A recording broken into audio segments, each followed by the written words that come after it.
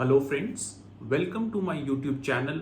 और आज के वीडियो में हम डिस्कस करेंगे resale market in real estate, properties के रीसेल की और कैसे रीसेल को हमें अप्रोच करना चाहिए उसकी।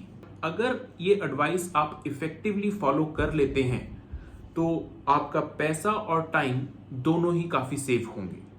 और चाहे प्लॉट्स हो या फ्लैट्स, दोनों केसेस में ये एडवाइस वैलिड होगी।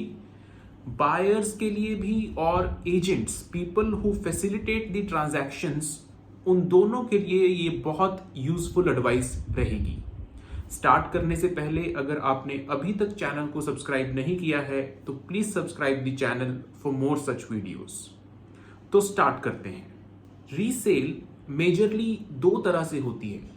एक तो है पुरानी प्रॉपर्टीज जिसको 5, 10, 20 साल हो चुके हैं बने हुए, उसमें एक रीसेल की डिमांड रहती है। वो एक नीश मार्केट है और वहां पे एक डिमांड सप्लाई का गेम चलता रहता है। और दूसरी होती है अंडर कंस्ट्रक्शन प्रॉपर्टीज की रीसेल। और हम बात करेंगे अंडर कंस्ट्रक्शन प्रॉपर्टीज की रीसेल की और कैसे हम उसको एज अ बायर या एज एन एजेंट अप्रोच करें। आपको ये समझना है कि किसी भी ट्रांजैक्शन में जनरली 3 तरह के लोग रहते हैं। एक है बायर्स, एक है सेलर्स और तीसरे होते हैं एजेंट्स जो उस चीज को फैसिलिटेट करते हैं। बायर तो खरीदने में इंटरेस्टेड है ही, तो इसीलिए वो अप्रोच करता है। Otherwise people generally do not waste time. Agents को भी इंटरेस्ट होता है कि डील हो, क्योंकि उनको पैसा तभी बनेगा। जनरली जो सेलर्स होते हैं they are not very serious about selling at times, और वो लोग ऐसे ही मजे ले रहे होते हैं, अपनी प्रॉपर्टी का रेट पता कर रहे होते हैं, जिसकी वजह से बायर्स और एजेंट्स का काफी टाइम वेस्ट हो जाता है। तो आपको क्या करना है एज अ बायर और एज एन एजेंट, जिस भी प्रॉपर्टी में आप इंटरेस्टेड हो आप उसको फॉलो करते रहो और कीप एन आई कि नेक्स्ट पेमेंट की डिमांड बिल्डर कब करेगा। आपको यह समझना है कि काफी सारे अंडर कंस्ट्रक्शन प्रोजेक्ट्स में इन्वेस्टर्स होते हैं और उन इन्वेस्टर्स में से काफी के पास नेक्स्ट पेमेंट करने के पैसे नहीं होते। उसके भी 2 रीजन हैं।